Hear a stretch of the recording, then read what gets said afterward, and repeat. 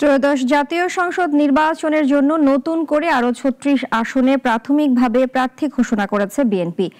এর আগে ২৩৭ আসনে প্রার্থীর নাম ঘোষণা করা হয়। এক সংবাদ সম্মেলনে দলটির মহাসচিব এই ঘোষণা দেন। ডক্টর জোবায়দা রহমান দেশে ফিরছেন না বলেও জানান তিনি। বিস্তারিত রাশেদুল কাদেরের আরও একটি রিপোর্টে। ত্রয়োদশ জাতীয় সংসদ নির্বাচনে ২৩৭টি আসনের প্রার্থী ঘোষণার পর আজ আরও ৩৬টি আসনের প্রার্থিতা ঘোষণা করল বিএনপি। সেই সঙ্গে আপনারা নিশ্চয়ই এর মধ্যে জেনে গেছেন। বিকালে গুলশানে বিএনপি মহাসচিব মির্জা ফখরুল ইসলাম আলমগীর এক সংবাদ সম্মেলনের মাধ্যমে এ ঘোষণা দেন।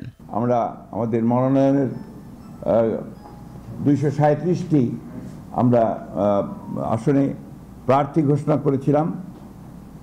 আজকে আমরা আরও ৩৬টি আসনে আমরা আপনার ২০-২৫টার মতো থেকে যাবে, ২৪টার মতো। সেগুলো হচ্ছে আপনার আমাদের যে অ্যালায়েন্সের সঙ্গে যারা আছেন তাদেরগুলো, এবং আমাদের ২-১টা আপনার ডিসিশন হবে, সেগুলো আমরা আরও পরে ঘোষণা করব।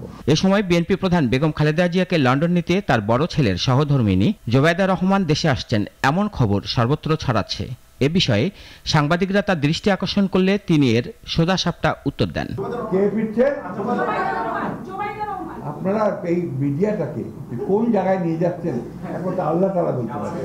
জাতীয় সংসদের মোট ৩০০টি আসন, এর মধ্যে ২৭৩টি আসনে প্রার্থিতা দেওয়া হলো বিএনপির পক্ষ থেকে।